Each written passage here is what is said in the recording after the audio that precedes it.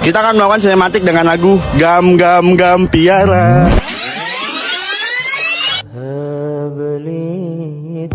Manfaatkan 5 perkara sebelum 5 perkara.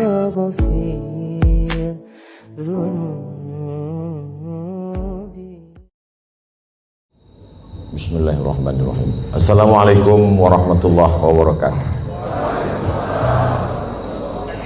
Alhamdulillah wassalatu wassalamu ala rasulillah wa ala alihi wa sahbihi wa man tabi'ahu wa mawalah. Rabbi shrah li sadri wa yassir li amri wa hlul 'uqdatam min lisani yafqahu qawli. Yang sama-sama kita hormati Bapak Dewan Komisaris Bank Sumut, Bapak-bapak Direktur Bank Sumut, karyawan, pegawai, tak dapat saya sebut satu persatu. Insyaallah kita semua dimuliakan Allah Subhanahu wa taala. Amin ya rabbal alamin. Anak raja naik sampan, baju bagus bukan untuk pamer. Bagaimana tahu muka tampan kalau muka ditutup masker? Itu pantunnya baru dapat aja tadi. Jadi sekarang ini banyak orang yang galau, yang tak punya duit galau, yang punya duit makin galau. Karena begitu banyak orang yang meninggal karena COVID-19. Itu yang datang itu baru COVID-19, belum COVID-20, belum COVID-21. Oleh sebab itu maka menghadapi ini tidak ada cara dan jalan lain kecuali berserah diri kepada Allah Subhanahu wa taala. Kita diajarkan Nabi Muhammad SAW, mau ada COVID walaupun tak ada COVID, keluar dari mulut kita itu sama. La haula wala quwata illa billah. Jadi kita diajarkan itu bukan sejak ada COVID ini saja. Sebelum COVID itu ada muncul, kita sudah berkata bangun pagi, alhamdulillahillazi ahyana, dia yang menghidupkan kami, wa amatana, sebelumnya kami mati, wa ilaihin nusyur, dan kita pun akan kembali kepada dia. Ini menghadapi COVID ini manusia ini terbagi dua, Eka dan Eki, ekstrim kanan, ekstrim kiri. Yang ekstrim kiri tak ada COVID itu, malah ditantangnya, mana COVID itu biar kukunyah-kunyah. Yang satu lagi pula amat sangat ketakutan COVID, semua dicucinya, semua cuci, wali ke rumah semua cuci tangan, sampai saking seringnya cuci tangan sampai nampak contekan waktu SD dulu. Ada yang mengirim gambarnya ke saya. Oleh sebab itu kita Ahlus Sunnah wal Jamaah berpegang wa kadzalika ja'alnakum ummatan wasata. Kami jadikan kalian ini umat yang pertengahan. Tidak terlalu berani kepada COVID karena dia memang penyakit, dia virus, benda itu memang ada. Virus ini ada dari dulu. Virus flu, influenza, sampai sekarang belum hilang. Maka banyak orang kena influenza. Virus penyakit kuman malaria sampai sekarang masih ada. Jadi yang namanya virus, kuman, bakteri, penyakit itu ada. Ada yang mati, ada yang tak mati. Jadi kemarin kebetulan saya ceramah di rumah sakit, ketemu sama dokter. Kata Pak Dokter, Ustadz Somad, itu sebetulnya kalau kita cuci tangan itu membunuh bakteri. Kalau kita cuci tangan pakai hand sanitizer, pakai sabun, itu membunuh bakteri, Ustadz. Adapun virus tak mati, kata dia. Saya tak pula saya tanya apa beda virus sama bakteri. Nampak kali bodoh kita kan? Masa profesor nanya? Ya, diam aja, saya angguk-anggukkan aja. Jadi Ustadz Somad, itu virus itu cara mematikannya bukan dengan cuci tangan, Pak Ustadz. Saya diam aja, saya dengar terus. Cara mematikannya itu jangan kasih dia makan. Makanan virus itu gula. Maka kalau tak ada gula, mati dia. Jadi bagaimana cara membunuhnya? Kata dia banyak-banyak puasa sunat. Memanglah itu ajaran Nabi Muhammad SAW. Jadi kalau orang yang faham hikmah di balik ini, maka sesungguhnya dia tahu bahwa Nabi Muhammad SAW itu tidak hanya mengajarkan kita doa, tak hanya mengajarkan baca yasin, tahlilan, takziah. Bukan hanya itu, bahkan sampai ke virus, bakteri, pandemi, wabah abad 21 pun sudah diajarkan Nabi sejak 14 abad yang silam. Apa kata Nabi? Iza sami'tum bihi, kalau kau dengar ada suatu wabah terjadi di suatu negeri, la taqdimu ilaihim, jangan kalian datang ke situ. Kalau ada suatu wabah terjadi, sudah ditetapkan bahwa negeri itu zona merah, zona hitam, jangan kau datang ke sana. Wa idza waqa'tum bihi, kalau di kampung halamanmu terjadi suatu wabah pandemi, la takhruju firaram minhu. Kalau kau dengar ada suatu wabah terjadi di suatu negeri, jangan kau datang ke sana. Dan kalau kau berada di suatu negeri terjadi wabah di situ, jangan kau keluar dari kampungmu. Itulah yang dikenal orang sekarang dengan istilah PSBB, lockdown, social distancing. Bahkan kemudian beberapa negeri kota sampai dikepung, tak boleh keluar, polisi tentara dikerahkan. Sudah diajarkan Nabi SAW 14 abad yang lalu.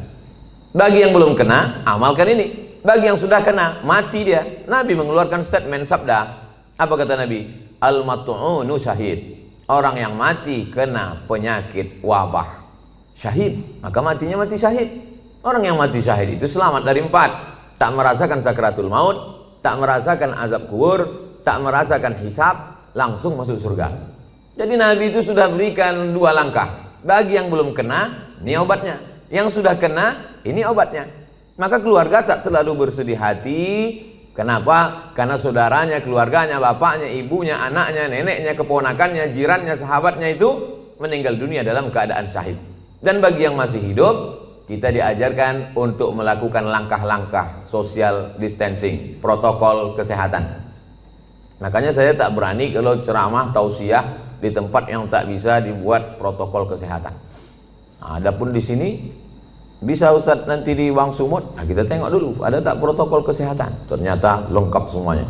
Begitu datang tak bisa dikenali mana direktur, mana, sama semua mukanya, tutup muka. Biasa dulu saya ke Medan ini disambut dengan tola'al badru alaina, solawat, salatullah, salamullah. Tapi begitu datang sini tidak, begitu datang langsung tembak. Masih syukur segan dia tak tembaknya kening tangannya. Kalau tempat lain langsung pang kening. Habis itu tempat duduk berjarak, pakai masker. Artinya apa? Kita tidak terlalu cemas sekali, tapi kita juga tetap menjaga ini. Jangan terlalu takut kali, jangan pula terlalu berani kali. Nah, kita tetap macam biasa aja. Coba kalau kita terlalu cemas, terlalu takut, terlalu ngeri, iman kita jatuh, imun kita turun, di situ dia masuk. Jadi agak beranikan sedikit, biar jangan apa kali COVID itu. Gitu kalau orang Medan. Kalau orang Jakarta kan kalau ada AC mati kan dibilangnya, lu tolong hidupin tuh AC biar agak dinginan dikit. Kalau orang Medan enggak, apa tolong kau hidupkan apa itu biar jangan apa kali.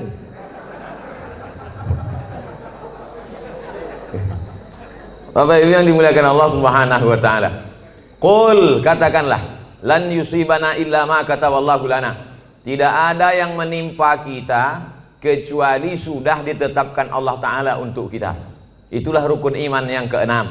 Percaya kepada Allah, percaya kepada malaikat, percaya kepada kitab, percaya kepada Rasul, percaya kepada hari kiamat, percaya kepada takdir baik dan takdir buruk. Akhbirni anil iman. Apa itu iman, wahai Muhammad sallallahu alaihi wasallam? Antu'mina billah wa malaikatihi wa kutubihi wa rusulihi wal yawmil akhir wa biqadri khairihi wa syarrihi, percaya kepada takdir baik, takdir buruk. Tapi ini masalah takdir ini kita mesti dalam menyikapi takdir kita ada al-kasbu wal ikhtiar, ada usaha. Dengan penuh kesadaran kita tak pakai masker, tak social distancing, tidak cuci tangan, tidak pakai hand sanitizer, itu bukan tawakal. Itu bodoh yang terlalu diperlihatkan. Kalau bodoh sendiri aja, jangan ngajak-ngajak orang. Oleh sebab itu maka kalau sudah kita berusaha kena juga, berarti itu takdir. Ada takdir, ada hukum sebab akibat. Pejamkan mata, tak usah tengok kanan kiri, nyebrang di jalan. Itu bukan takdir, sebab akibat. Tapi setelah kita berusaha tengok kanan, tengok kiri, tengok kanan, tengok kiri, menurut kita sudah aman, ditabrak juga. Tidak ada cara lain kecuali beriman kepada takdir baik dan takdir buruk. Itulah beda Jabariyah dengan Ahlu Sunnah. Jabariyah itu halul bid'ah, kelompok ahli bid'ah. Kenapa disebut bid'ah? Karena dia membuat-buat ajaran yang tidak diajarkan Nabi Muhammad SAW. Jabariyah artinya terpaksa. Kata dia hidup ini terpaksa, tak ada pilihan. Kenapa kau tak pakai masker? Aku terserah aja lah, mau mati matilah. Oh, tak bisa begitu. Kita harus ada ikhtiar, harus ada usaha. Begitu juga dalam masalah mengambil rezeki, begitu juga dalam masalah menolak bala. Itu semua air minum yang di depan meja itu, di depan kami, di depan saya tadi, itu memang sudah diperuntukkan untuk saya. Air minum itu untuk saya, kue kotak itu untuk saya. Tapi karena saya tak ada usaha untuk membuka dan meminumnya, maka saya tak bisa ke mulut saya. Walaupun sudah diuntukkan untuk saya. Itu tentang masalah menarik rezeki. Begitu juga dengan menolak bala. Kalau tidak ada usaha ikhtiar dari kita, bawa sepeda motor kerja, dikunci stangnya, habis itu beli pula gembok, kunci ban depan, habis itu rantainya digembok pula, kemudian ban belakang itu ikatkan ke pohon pinang. Pas pulang sore, diambil pencuri itu sama pokok-pokok pinangnya sekalian. Maka itu takdir. Itu takdir namanya. Beriman kepada takdir baik, takdir buruk. Tapi orangnya cengengesan, lalu kemudian tak tentu arah, entah bagaimana ceritanya, otaknya tak fokus, mau berangkat ditinggalkannya kunci situ, naik dia ke atas, asik nelpon, iya betul, kiki, tinggal kunci. Habis itu turun ke bawah, lapor sama security, Pak security, motor saya tinggal hilang. Gimana keadaannya? Tadi saya tinggalkan kunci. Ah, mampuslah kau, kata dia. Kenapa? Berarti kurang usaha, tak ada ikhtiar. Itu yang diajarkan Nabi Muhammad SAW. Jadi ke suatu ketika seorang sahabat masuk ke dalam Masjid Nabawi. Ditanyanya Nabi, ya Rasulullah, itu ontaku di luar belum kutambatkan. Aqiluha wa atawakal am utliquha wa atawakal. Ku lepaskan aja begitu baru aku tawakal, atau ku tambatkan dulu ke pokok kurma baru bertawakal. Kata Nabi, kau ikatkan dulu, kau tambatkan dulu baru kau bertawakal. Sebetulnya itu pikiran sederhana saja. Cuman sahabat ini mau ngetes, cemana sebetulnya ajaran Islam ini. Apakah perlu usaha atau tawakal saja? Kata Nabi, kau tambatkan dulu, kau ikatkan dulu, kau yakinkan dulu dia tak lari. Setelah itu barulah kau tawakal kepada Allah. Begitu dalam masalah mencari rezeki, begitu juga dalam masalah menolak bala. Wa iyam sasqallahu bidurrim fala kashifa lahu illahu. Kalau kau ditimpa suatu musibah, penyakit, kehilangan, kebakaran, tumpur, hilang, bangkrut, tidak ada yang bisa menyingkapkannya kecuali Allah. Wa yuridka bi khairin fala radda li fadlih. Tapi kalau Allah mau ngasih kau rezeki, mau menaikkan jabatanmu, maka tak pula ada yang bisa menolaknya. Itulah makanya setiap subuh kita katakan raditu billahi rabba. Aku ridha menerima segala sesuatunya. Hanya saja kadang orang kita ini salah pasang. Kalau ada terjadi sesuatu musibah terjadi, dia katakan ikhlas ya, ikhlaskan aja. Sebetulnya yang tepat itu bukan ikhlas, ridho. Ridho menerima ketetapan Allah Subhanahu wa taala. Ridho itu bahasa kitanya apa? Ridho itu artinya plong, berlapang dada. Seperti ridhonya orang mati dimandikan oleh orang yang memandikan jenazah. Begitulah ridho kita kepada takdir ketetapan Allah. Sebagaimana orang mati dimandikan. Ibu, bapak pernah menengok orang mati waktu dikorek hidungnya melawan dia? Yang kau cucuk-cucuk hidung gitu? Tak ada. Terserahlah, mau kalian cucuk hidungku, telingaku, terserah. Makanya waktu kita masih hidup ini baik-baik sama orang. Nanti balik dari sini cari di RT RW itu siapa yang memandikan jenazah, baik-baik sama dia. Kalau kita sombong-sombong sekarang, pas kita mati nanti disemprotnya pakai dorsmir. Apalagi Bank Sumut ada program santunan, santuni mereka. Memandikan jenazah, orang yang menguburkan, orang yang supir ambulan. Kalau mati kita, supir ambulan itu baik sama kita, pelan-pelan dibuatnya, lari-lari 20. Coba kalau kita sombong angkuh, dibuatnya 120, antuk kepala kau di belakang. Nyawa baru tercabut, sakitnya belum hilang, lempang. Baru kau tahankan dulu, sombong kali kau kan, kata dia. Oleh sebab itu maka ini semua adalah bagaimana kita menyikapi hidup. Hidup ini dari dulu sampai sekarang begini-gini aja. Dari sejak zaman Nabi Adam sampai Adam Smith, hidup ini begini-gini aja. Yang kaya sombong, yang punya jabatan sombong, orang miskin susah melarat, mau mati aja bawaannya. Jadi tinggal kita bagaimana menyikapi hidup. Dulu yang hidup di Medan ini datuk nenek moyang kita.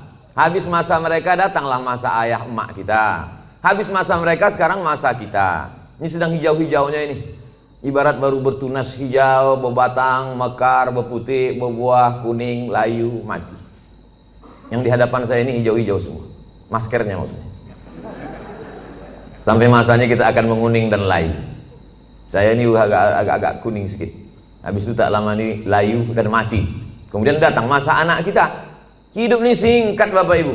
Tapi kalau salah kita menyikapi hidup, penyesalannya luar biasa. Takut mati, takut pensiun, takut tak ada duit, takut susah, takut tak ada kerja, pergi ke dukun. Tak dukun, tolong aku. Dalam hati dukun tuh, aku udah lama juga minta tolong sama hantu ini, kata dia.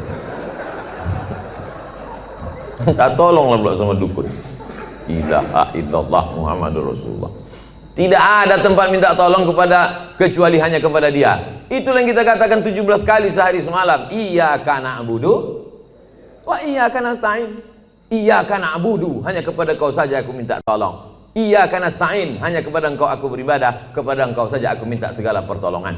Makanya waktu subuh sebelum terbit matahari, sebelum masuk kantor, sebelum kerja, itu dulu yang ditanamkan dalam diri. Tidak ada tempat minta tolong kecuali dia. Makanya ayatnya diatur oleh Nabi. Ayatnya tak boleh ganti-ganti. Ayatnya mesti itu, tak boleh tukar-tukar. Qabliyah subuh, rakaat pertama kuliah, rakaat kedua hanya dia saja. Waladdallin amin. Qul huwallahu ahad. Esa, tunggal tak berbilang. Minta hanya kepada dia. Allahus. Jangan ragu-ragu ucapkan. Allahus samad. Coba tengok terjemahannya. Allahus samad, hanya dia saja tempat bergantung. Jangan bergantung kepada kawan. Hari ini kawan, besok berubah menjadi lawan. Jangan bergantung dengan atasan. Besok masanya berganti atasan, berubah dengan yang lain. Jangan bergantung dengan siapapun. Ibu jangan terlalu bergantung dengan bapak. Nanti bapak itu kawin lagi, ibu stres.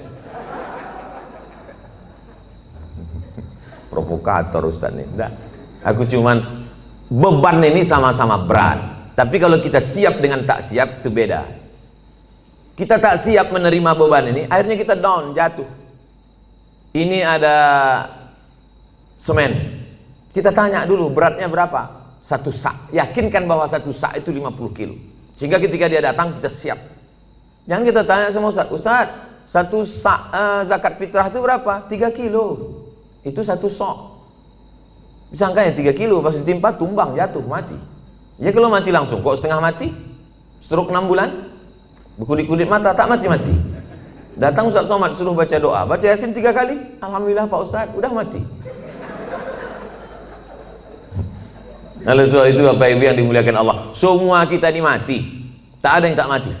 Michael Jackson berapa duitnya mau menyogok Tuhan supaya tak mati? Tak bisa. Dibuatkannya sudah 1 kapsul supaya dia masuk ke dalam, supaya malaikat maut tak masuk ke dalam. Sudah disebutkan Allah dalam Quran. Aina ma takunu yudrikumul maut. Dimanapun kau berada, kematian akan datang menjumpai kamu. Bukan kita mencari mati itu. Mati itu datang menjumpai kita. Coba tengok bunyi ayatnya. Yudrikumul maut. Mati itu datang menjumpai kamu. Jadi kalau ada orang hari ini petantang-petantang, mana mati itu? Sini, sini. Sabar aja kau. Kalau memang udah datang, nanti tak usah kau panggil, datang juga dia. Yudrikumul mautu, kematian datang menjumpai kamu, walau kuntum fi burujim musyayyadah, walaupun kau berada di tempat peti yang kokoh. Karena dulu orang kafir musyrik jahiliyah itu dipakunya kotak, masuk dia ke dalam, ditanya sama kawannya, kenapa kau dalam? Mudah-mudahan malaikat maut tak bisa masuk ke sini. Aina matakunu, dimanapun kau berada. Mati jangan dicari, mati tak perlu kita cari. Tapi kita bersiap apa yang akan kita bawa untuk mati menghadap Allah SWT.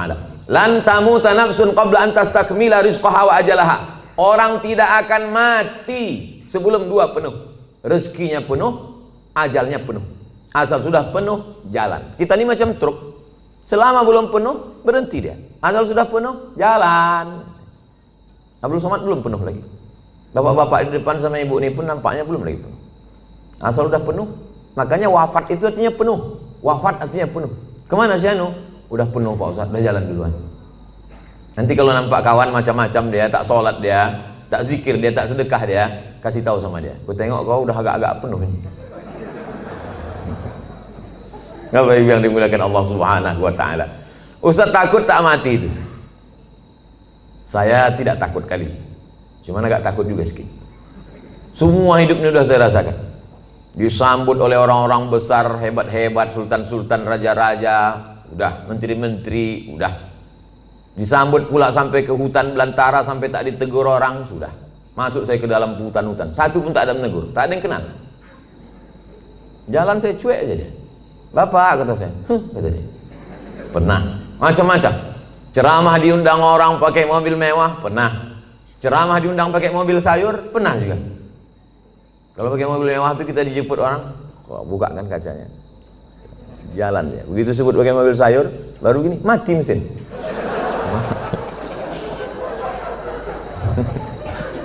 Macam-macam hidupnya sudah. Dikurung orang dalam kamar, dicabutkannya pedang, pernah. Mana itu Abdul Somad, anti kebinekaan, mau kubunuh dia, mana katanya. Garangnya luar biasa. 3 bulan sesudah itu dikirimkan video, dikerangkeng dalam penjara. Mampus kau, kata saya. Tapi nggak kuat-kuat kali dalam hati dia. Macam-macam hidup ini sudah. Titel sudah, LC sudah, MA sudah, doktor sudah, profesor sudah. Tinggal satu lagi, almarhum. Nah, oleh sebab itu mati ini, dulu saya berpikir bahwa mati itu 63 tahun, mesti macam umur Nabi Muhammad SAW. Ternyata kawan-kawan, saya pejamkan mata, si anu kawan kuliah saya meninggal, si anu kawan saya dulu SMA meninggal, si pulan kawan saya dulu sama-sama SD, sama-sama cabut kami, sama-sama mandi di sungai, meninggal. Jadi kita kalau nengok orang meninggal itu jangan tengok yang tua-tua, itu kekeliruan kita. Nengok orang meninggal yang ubannya banyak, sehingga habis itu kita nengok di kaca, masih 3, masih lama lagi. Malaikat maut menengok orang mati itu, mencabut nyawa itu tidak menengok ubannya. Berapa banyak orang yang beruban tak mati-mati? KPU, kepala penuh uban. Mau nanti waktu sebelum diupload dibuang nih, tersinggung KPU dituntutnya pula saya. Saudara yang dimuliakan Allah Subhanahu wa taala, oleh sebab itu maka bagaimana kita menjalani hidup ini, yang masa lalu sudah lewat, yang masa akan datang kita tak tahu, maka kita jalani yang masa sekarang, bagaimana kita melangkah ke depan. Maka bangun pagi, bangkitkan semangat. Aku hari ini masih diberi Allah kehidupan, langkahkan kaki, berangkat ke tempat kerja. Bismillahirrahmanirrahim. La haula wala quwata illa billah. Tetap bawa STNK BPKB. Pula macam la haula wala quwata, langsung lampu merah tak pandang lagi. Tangkap semua polisi. Kenapa kau tak ikut patroli lalu lintas? La haula wala quwata illa billah. Bukan kau aja yang dengar pengajian Ustaz Somad, aku penonton juga, kata Pak Polisi. Macam kau aja yang pengajian gitu. Oleh sebab itu maka setelah kita berangkat di tempat kerja itu serius kita. Kenapa? Karena kita mencari rezeki yang halal untuk makan, keluarga, anak, sekolah. Mudah-mudahan anak-anak kita ini menjadi anak yang soleh dan solihah. Berdoa dia tengah malam waktu kita mati. Bangun dia jam 2 malam, tahajud di bentangnya sajadah. Apa kata dia? Rabbi firli wali walidayya warhamhuma kama rabbayani shaghira. Mengalir ke makam kita macam tetesan embun di tengah gurun pasir yang panas. Lapang alam barzah kita, terang kubur kita. Bagi yang belum punya anak, mudah-mudahan diberikan Allah anak soleh soleh. Ustaz Somad doakan saya punya anak Pak Ustaz. Insya Allah. Berapa umur kau sudah? 40. Kenapa kau belum punya anak? Belum nikah Pak Ustaz. Ilaha illallah. Oleh sebab itu ada usaha dan ikhtiar. Anak-anak itu masukkan dia ke TK Quran, SD Quran, TK Quran, insya Allah. Masukkan dia ke TK Quran. Anak saya masuk TK Quran, tamat TK Quran, hafal juz 30. Coba baca, udah sampai mana tadi yang di sekolah tadi diajarkan ibu guru? Dibacanya lah. Amma yatasaalun anin naba'il azim alladzi hum fihi mukhtalifun. Kalla saya'lamun, summa kalla saya'lamun. Menetes air mata kita, karena di mata kita anak itu tak pernah besar. Kita tetaplah menengok dia ketika tapak kaki najwa jari panjangnya sejengkal. Tiba-tiba bisa dia hafal amma yatasaalun. Netes air mata kita.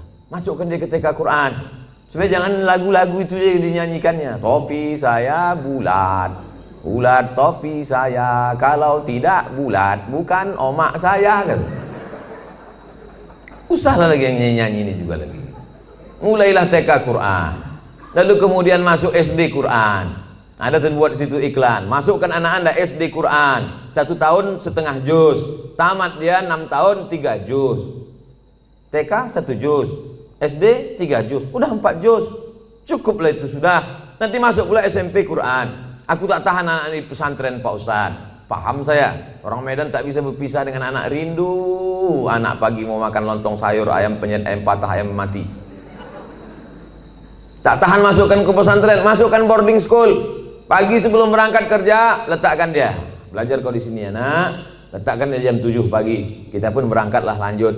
Jam 8 sampai karena macet dan macamnya. Lalu nanti sore pulang jam 4, jam 5 jemput dia balik ke rumah. Tahan Pak Ustadz boarding school, antarkan dia ke sana. Cari ini. Ada di daerah Tembung, ada di daerah Kutalim Baru. Dulu tempat saya sekolah di Darul Arafah. Ada pula di daerah banyak keliling Medan ini. Masukkan dia, sebulan sekali jenguk. Saya Pak Ustadz tak tahan, anak saya ini 3 kali sehari saya jenguk. Makan pagi, makan siang, makan malam. Memanglah berat berpisah. Sayang sama anak ini bukan kita letakkan di celak ketiak. Sayang sama dia kita tinggalkan dia demi masa depan dia. Siapa yang bisa menjamin menjaga dia? Siapa yang bisa diantara bapak ibu ini menjaga anak-anak kita bebas dari narkoba, bebas dari sabu, bebas dari cabut? Siapa yang bisa menjamin anak-anak kita ini cabut? Tak ada yang bisa menjamin. Kita pun dulu cabut. Saya dulu sekolah di Sisingamangaraja, Unifa, Muallimin. Pernah juga cabut ke Deli Plaza, ke Medan Plaza. Makanya waktu lewat di Medan ini saya cari manalah tempat cabut dulu, hilang udah semua. Pernah, cuma tak sering-sering kali. Saya sebetulnya tak jahat, kawan-kawannya aja. Begitu hebatnya pengaruh kawan terhadap anak-anak kita. Dan kita tak bisa kontrol kawan dia. Karena pergaulan ini luar biasa.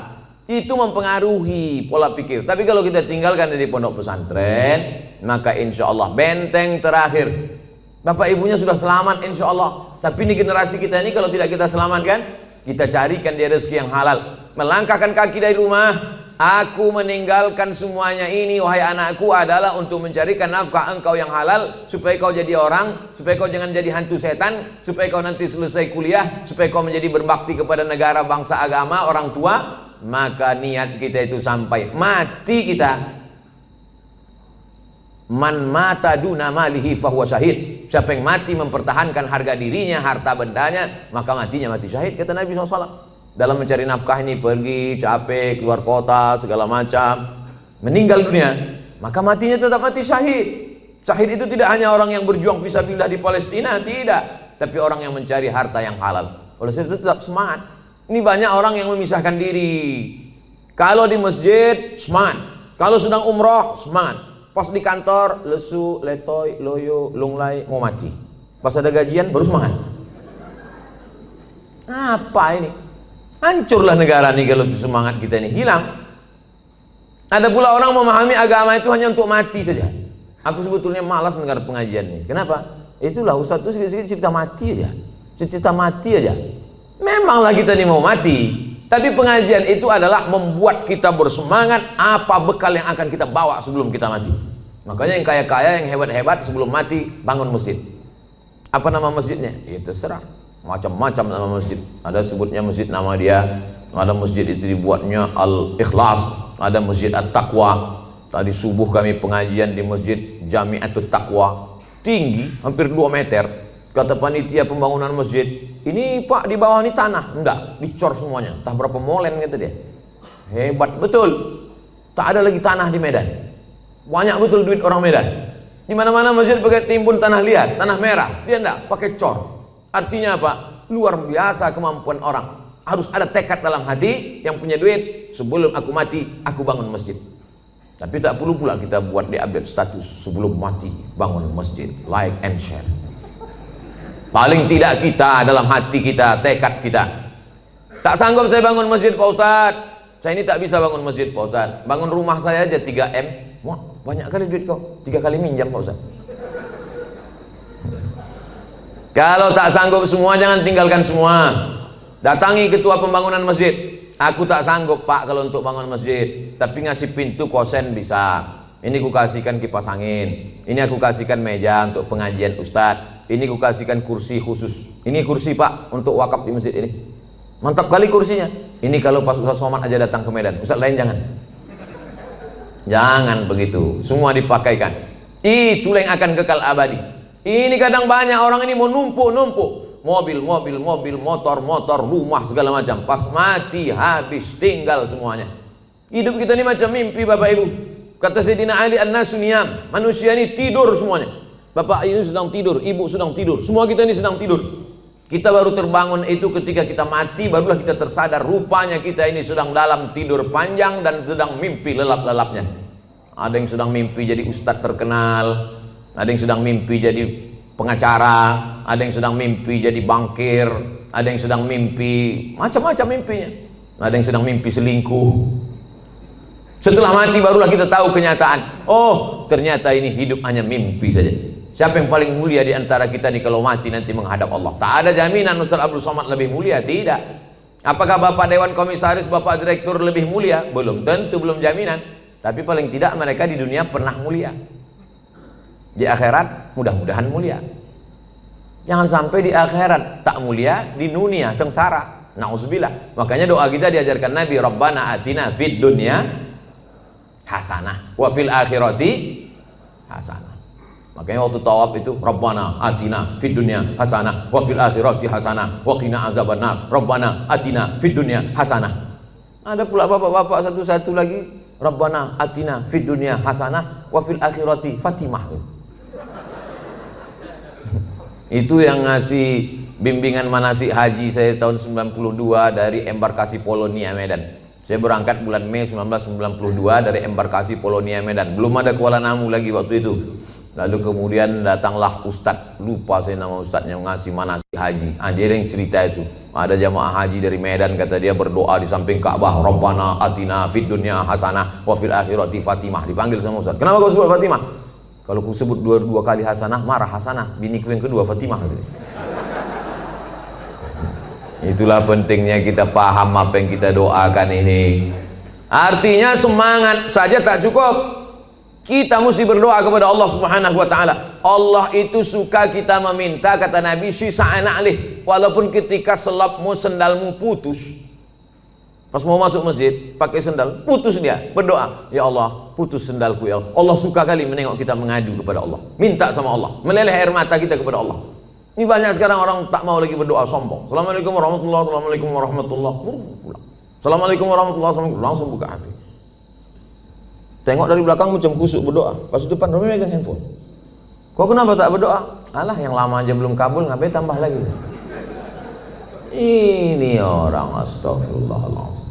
Oleh sebab itu saya tetap berdoa. Sebelum berangkat tadi kemari berwuduk dulu. Bukan mau sholat, enggak. Sholat sudah jamak, tadi jamak takdim. Zuhur dengan asar, ditarik asar ke zuhur. Tapi saya akan menghadapi hamba-hamba Allah. Ya Allah, yang mau ku hadapi ini nanti hamba-hamba Allah semua. Yang saya hadapi ini hamba Allah kan? Ada juga hamba setan sekarang. Menyembah Nyi Blorong, Nyi Loro Kidul, menyembah hantu tuyul, menyembah begu ganjang. Yang kita sembah ini Allah. Ya Allah, yang mau ku hadapi ini hamba Engkau ya Allah. Bajunya aja macam-macam. Ada bajunya komisaris, ada bajunya direktur, ada bajunya security, ada bajunya pegawai, ada bajunya office boy, ada bajunya karyawan. Bajunya aja beda, isinya sama. Semua ini isinya sama. Kalau dibelah keluar urat, keluar darah. Ada di antara nih kita nih kalau dibelah keluar kabel. Nah ada. Sempat ada di sini dibelah keluar kabel, dua kemungkinan. Kalau tak Robocop, Transformer. Nggak ada. Selama masih ada kulit, ada darah, ada daging, berdetak jantung, berarti jantungnya. Semua kita nih casingnya aja macam-macam, jantungnya sama. Makanya saya kadang dikritik jamaah, Ustaz ceramah bajunya itu terus, pakailah baju lain. Saya pakai baju. Batik dari mana tuh Pak Ustaz? Batik Tapanuli Selatan. Mereknya Pak Ustaz Casio, dikasih orang. Saudara yang dimuliakan Allah Subhanahu wa taala. Baju kita aja, casing kita aja yang beda. Isinya di dalam sama, tetap jantung tuh yang berdegup, yang berdetak. Berdegup, berdetak. Begitu kalau orang kerja di bank. Kalau orang utang nasabah baru agak kencang sedikit.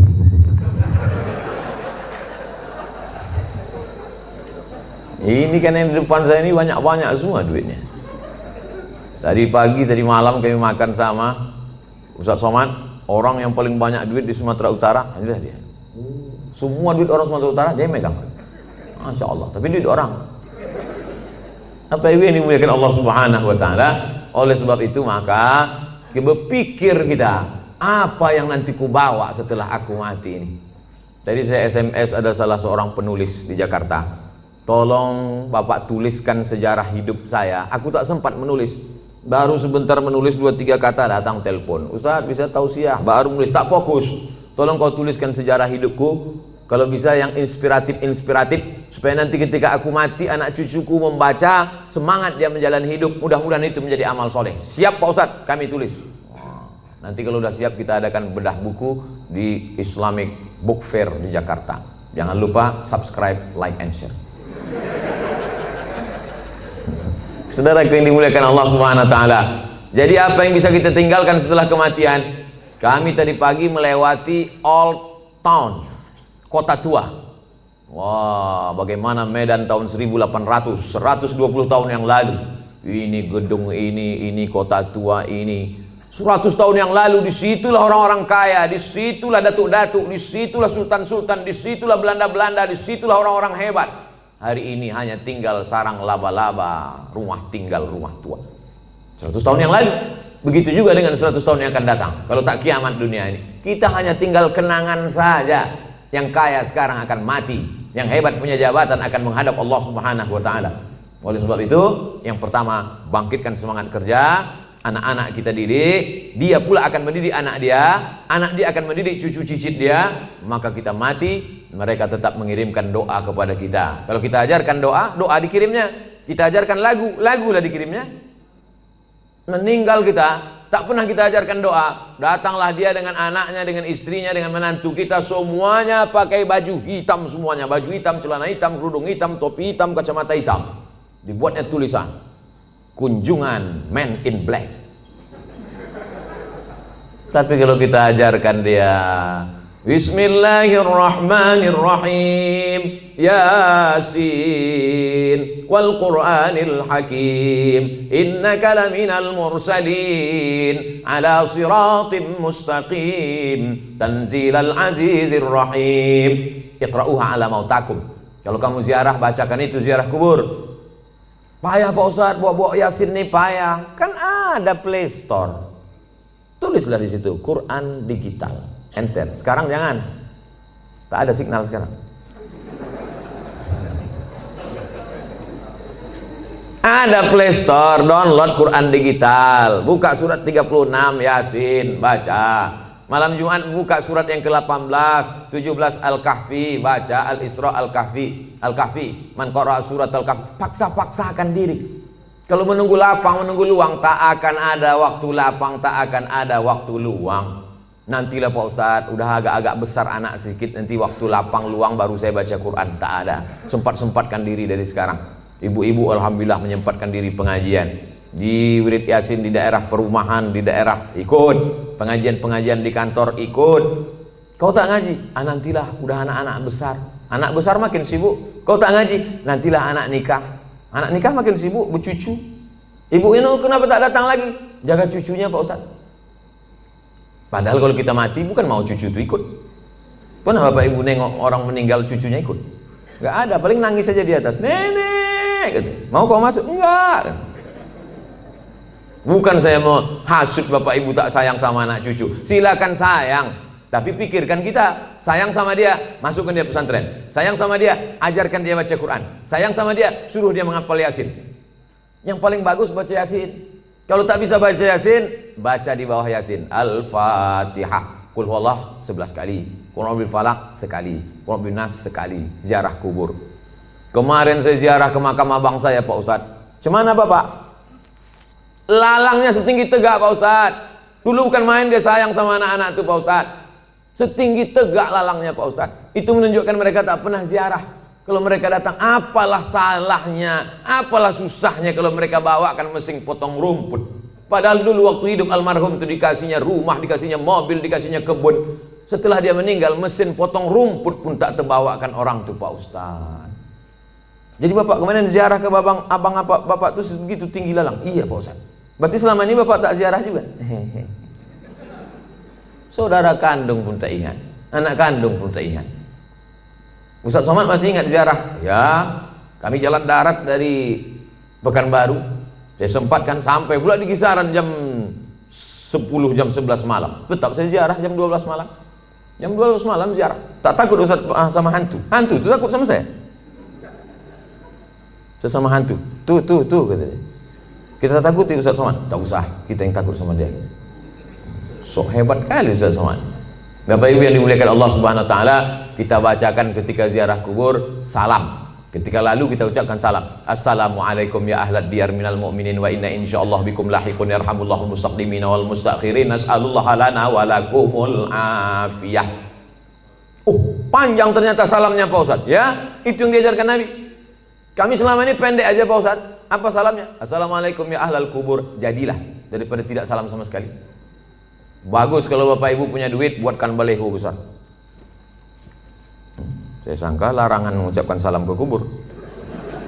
Buatkan baleho agak-agak sebesar itu.